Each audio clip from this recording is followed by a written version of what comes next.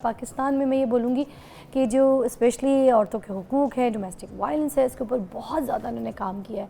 तो आपसे बेहतर कोई भी नहीं हमें मिला कि हमें लगा कि आप इस पर सही बात कर सकती हैं जो बजाय। Over to you.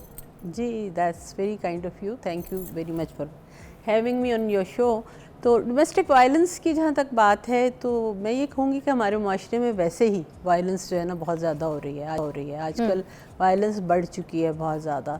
और इसकी तशद्दुद के बढ़ने की जो वजूहात हैं, एक तो वो अपनी जगह पे मौजूद हैं, लेकिन जब ख़वातीन चूँकि इस माशरे में उनकी सानवी हैसियत है, उनको हमारे यहाँ जेंडर इक्विटी नहीं है, औरतें और मर्द जो हैं उनमें बराबरी नहीं है उनके स्टेटस में, उनकी हैसियत में। तो जब तशद्दुद किसी भी माशरे में बढ़ता है, ये पाकिस्तान में नहीं है पूरी दुनिया में है कि सिनफी तशद्दुद जो है वो उसी तरह से बढ़ जाता है। और उसमें ख़वातीन और ट्रांसजेंडर, क्योंकि ये माशरे में उनकी हैसियत मर्दों से बहुत कमतर गर्दानी जाती है, तो वो उसका ज़्यादा शिकार होते हैं। तो पाकिस्तान में ये जो घरेलू तशद्दुद है औरतों के ऊपर, इसकी क्या वजूहात आपको नज़र आती हैं? प्लीज़ बयान कीजिएगा। अच्छा, पाकिस्तान में भी वही वजूहात हैं जो कि एक पूरी दुनिया में हैं घरेलू तशद्दुद की, क्योंकि कोई इकोनॉमिक फैक्टर्स भी होते हैं और कुछ कबायली रवाज भी हैं हमारे मुल्क में। अभी तक कुछ ऐसी चीज़ें मुरव्वज हैं जो कि कहना चाहिए जिसे हार्मफुल कस्टमरी प्रैक्टिसेस कहते हैं, जो ख़वातीन की जो हैसियत माशरे में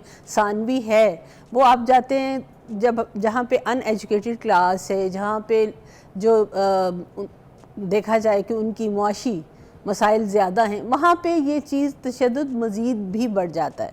लेकिन जब आपने डोमेस्टिक वायलेंस की बात की तो मेरा जो तजुर्बा है, मैंने कोई 8 साल के करीब जो है पाकिस्तान भर के जो सिनफी तशद्दुद के जो केसेस थे उनके साथ डील किया।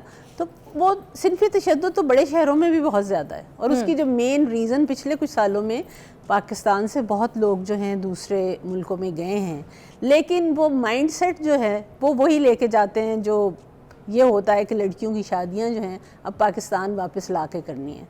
जब उनकी सारा ब्रॉटअप जो है एक डिफरेंट माहौल में होता है और यहाँ आके उनको एक किसी अनएजुकेटेड कज़न से शादी के लिए कहा जाता है, तो यूजुअली लड़कियां रिटेलिएट करती हैं।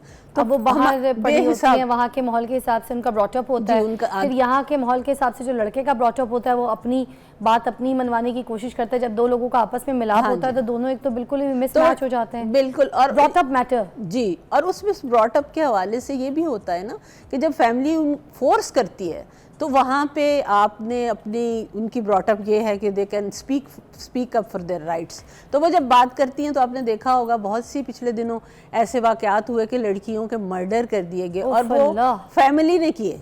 तो ये जो सबसे इम्पॉर्टेंट फैक्टर है ना डोमेस्टिक वायलेंस का, घरेलू तशद्दुद का, वो ये है कि परपेट्रेटर जो होता है ना, तशद्दुद करने वाला जो होता है, वो आपका कोई फैमिली मेम्बर होता है, कोई उस्ताद होता है, कोई बहुत करीब के लोग होते हैं। इस हालत में ये ज़हनी और जिस्मानी क्या पेन होता है, क्या तकलीफ़ होती है, कौन से ऐसे नुकसान हैं जो पहुँचते हैं खास तौर पे औरत को? मैं तो समझती हूँ कि पाकिस्तानी मुआशरा या कोई भी मुआशरा जिसमें ख़वातीन के साथ तशद्दुद होता है तो उनकी साइकोलॉजिकल इम्पैक्ट इतना होता है कि जब वो ख़वातीन की शादी या लड़कियों की शादियाँ जब होती हैं तो वो ख़वातीन अपने बच्चे जो हैं उनकी ब्रॉटअप में भी वो उस तरह से एक पुरसुकून माहौल में नहीं कर सकती। वो तशद्दुद का जो माहौल, बाज़ औक़ात तो शादी के बाद तशद्दुद जो है वो 4 गुना हो जाता है।